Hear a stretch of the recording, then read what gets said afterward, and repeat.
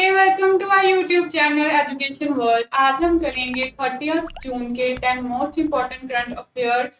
तो आज का हमारा पहला क्वेश्चन है, झुलझना रॉकेट इज इन न्यूज। अभी अभी झुलझना रॉकेट चर्चा में रहा है, तो इसका सफल पूर्ण परीक्षण किया गया है ईरान कंट्री के द्वारा। ईरान कंट्री ने इस रॉकेट का सफल पूर्ण परीक्षण किया है। और कैसा ये रॉकेट है? ये सॉलिड फ्यूल रॉकेट है, सॉलिड फ्यूल बेस्ड रॉकेट है झुलझना। और अगर हम बात करें ईरान की, तो ईरान की राजधानी है तेहरान। और अभी अभी ईरान ने अपनी मुद्रा चेंज कर ली, करेंसी चेंज कर ली, और अपनी उसने करेंसी रख ली है तुमान। अगर ईरान की करंट अफेयर्स की बात करें, तो न्यूएस्ट मेंबर है, ये किसमें न्यूएस्ट मेंबर है? शंघाई कॉरपोरेशन ऑर्गेनाइजेशन में ये न्यूएस्ट मेंबर बना है। और ये 9th मेंबर बना है शंघाई कॉरपोरेशन ऑर्गेनाइजेशन का। और इसमें 9 ही मेंबर है। और शंघाई कॉरपोरेशन ऑर्गेनाइजेशन का हेडक्वार्टर कहाँ है? ये है इन बीजिंग। बीजिंग कहाँ पर है? In China. अगर मैं कुछ रॉकेट्स की बात करूं, अभी अभी नूरी रॉकेट का भी सफल पूर्ण परीक्षण किया गया है। तो नूरी रॉकेट किसने किया है? तो नूरी रॉकेट सफल पूर्ण परीक्षण किया गया है बाय साउथ कोरिया। और साउथ कोरिया की राजधानी सियोल।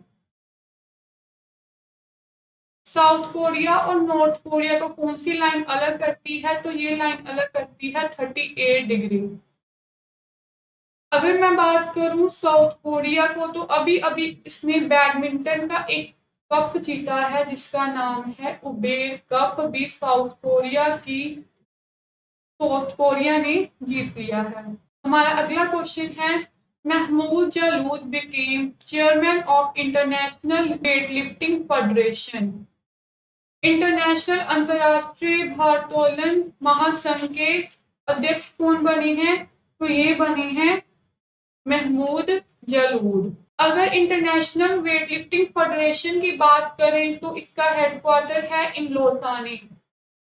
लोसानी कहाँ है? In Switzerland.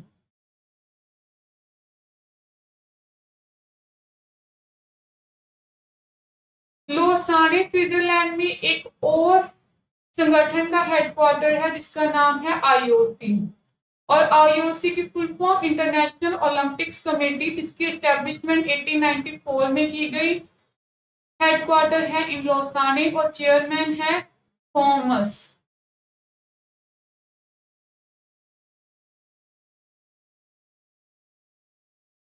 अगर मैं बात करूं वेट लिफ्टिंग की, तो हमारे इंडिया में वेट लिफ्टिंग में अभी तक किसी भी पुरुष ने मेडल नहीं जीता।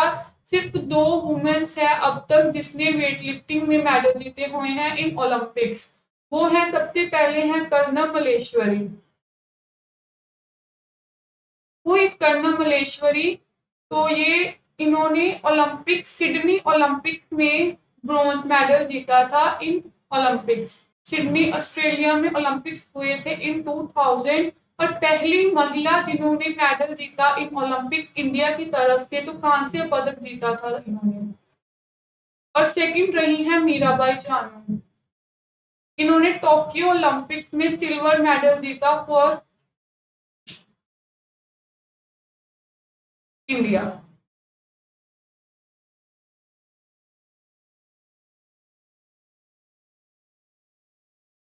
और इंटरनेशनल ओलंपिक्स डे हम कब मनाते हैं? On 23 June. हमारा अगला क्वेश्चन है, V Krishna Murthy pass away. अभी अभी वी कृष्णा मूर्ति का निधन हो गया। कितनी साल की उम्र में? 95 ईयर्स के थे। इनका अभी निधन हो गया है। कौन थे ये? तो ये फॉर्मर चेयरमैन रहे हैं, मतलब पिछले अध्यक्ष रहे हैं किन संगठन के? मारुति सुजुकी के भी ये अध्यक्ष रह चुके हैं।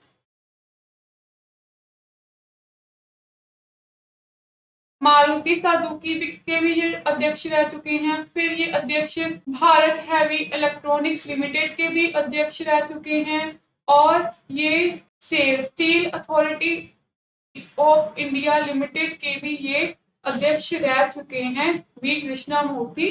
तो अगर मैं बात करूं, अभी अभी लता मंगेशकर जी का भी निधन हो गया, तो ये कौन थे? ये सिंगर रही हैं। इनका जन्म हुआ था मध्य प्रदेश के इंदौर में, और इनको भारत रत्न कब दिया गया? इनको भारत रत्न दिया गया 2001 में, और इनको फ्रांस का सर्वश्रेष्ठ अवार्ड भी दिया गया है। अभी अभी बिरजू महाराज का भी निधन हो गया, तो ये कौन थे? ये थे कथक के ये नृत्य करते थे। और एक शेन वॉर्न का भी निधन हो गया, तो शेन वॉर्न कौन रहे हैं? शेन वॉर्न स्पिनर थे फ्रॉम ऑस्ट्रेलिया, और इनकी बायोग्राफी का क्या नाम है? No spin. हमारा अगला क्वेश्चन है global infrastructure programme bye G7। G7 ने एक प्रोग्राम चलाया है जिसका नाम है ग्लोबल इंफ्रास्ट्रक्चर प्रोग्राम। इसके लिए ये $6 बिलियन इन्वेस्ट कर रही है फॉर दिस। और क्यों कर रही है ये संगठन? ये संगठन चाइना को टैकल करने के लिए इसने ये प्रोग्राम चलाया है जिसका नाम है ग्लोबल इंफ्रास्ट्रक्चर प्रोग्राम। अगर G7 की बात करें तो कितने मेंबर्स हैं? इसमें ग्रुप ऑफ 7, मतलब 7 कंट्रीज का ये समूह है, और इसका हेडक्वार्टर कहीं नहीं है, और 2022 की इसकी अध्यक्षता कर रहा है जर्मनी। कौन कौन सी कंट्रीज है इसमें? तो सबसे पहली कंट्री है Germany, France, Japan, USA, Italy, Canada and England. 7 countries का समूह है ये। और क्या इंडिया पार्ट है? तो याद रखना, इंडिया G7 का पार्ट नहीं है, पर एज अ गेस्ट कंट्री गया है G7 में बैठक करने। अगर जर्मनी की बात करें, राजधानी है बर्लिन, फ्रांस की राजधानी पेरिस, जापान की राजधानी टोक्यो, यूएसए की राजधानी वॉशिंगटन DC, इटली की राजधानी रोम, कनाडा की राजधानी ओटावा, इंग्लैंड की राजधानी लंदन। हमारा अगला क्वेश्चन है India's largest floating solar power plant in Kerala. India का, भारत का सबसे बड़ा तैरता हुआ सोलर पावर प्लांट, और ये कहां पर बनाया गया है? इन केरला। अगर केरला की बात करें तो राजधानी है तिरुवनंतपुरम,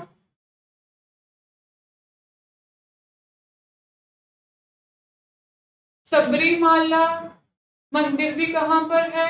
इन केरला। मकर विलक्कू त्योहार भी कहां पर मनाया जाता है? इन केरला।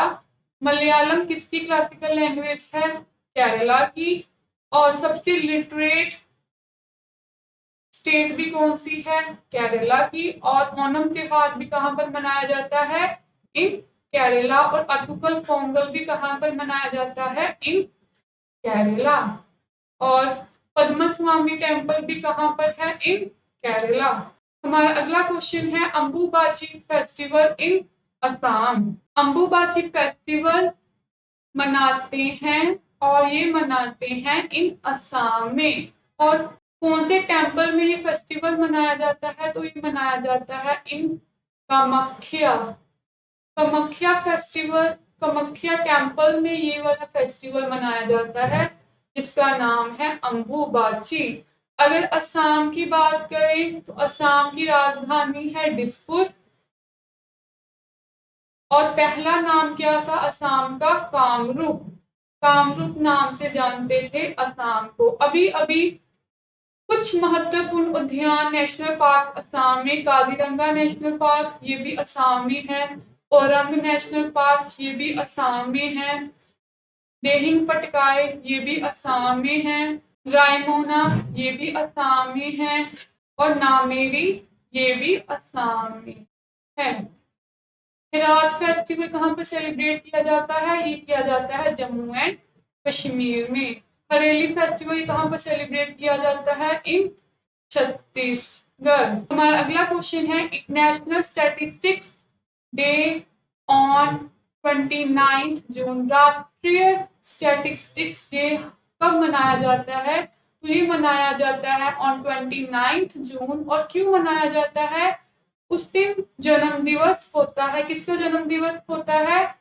ये पीसी महालनोबिस का जन्मदिन होता है। क्यों? क्योंकि इनको फादर ऑफ इंडियन स्टैटिस्टिक्स कहा जाता है।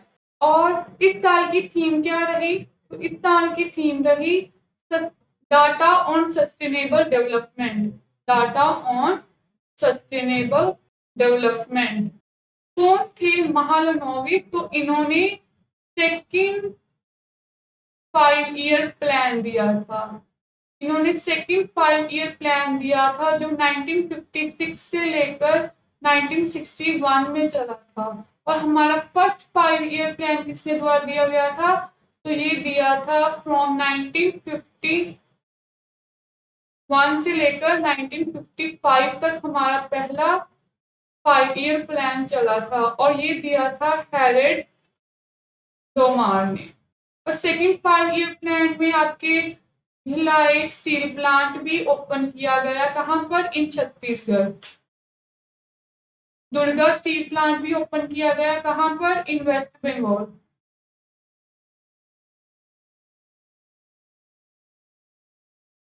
हमारा अगला क्वेश्चन है Nitin Gupta became chairman of CBDT. Central board of direct tax के चेयरमैन बने हैं नितिन गुप्ता।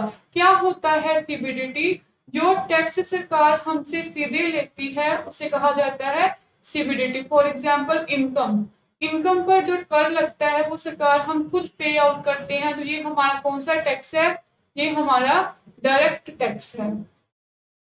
तो उसके चेयरमैन बने हैं नितिन गुप्ता। अभी अभी नेशनल इन्वेस्टिगेशन एजेंसी के कौन चेयरमैन बने हैं? दिनकर गुप्ता। और सीईओ ऑफ नीति आयोग, तो इसके बने हैं सीईओ ऑफ नीति आयोग के सुमित बेरी। हमारा लास्ट क्वेश्चन है खुशी Patel became miss India world wide 2022। 2022 की मिस इंडिया वर्ल्ड वाइड कौन बनी है? खुशी पटेल। हमारी फर्स्ट यूनिवर्स कौन रही है? फर्स्ट मिस यूनिवर्स, इंडिया की पहली मिस यूनिवर्स, तो वो रही है सुष्मिता सेन। सुष्मिता सेन।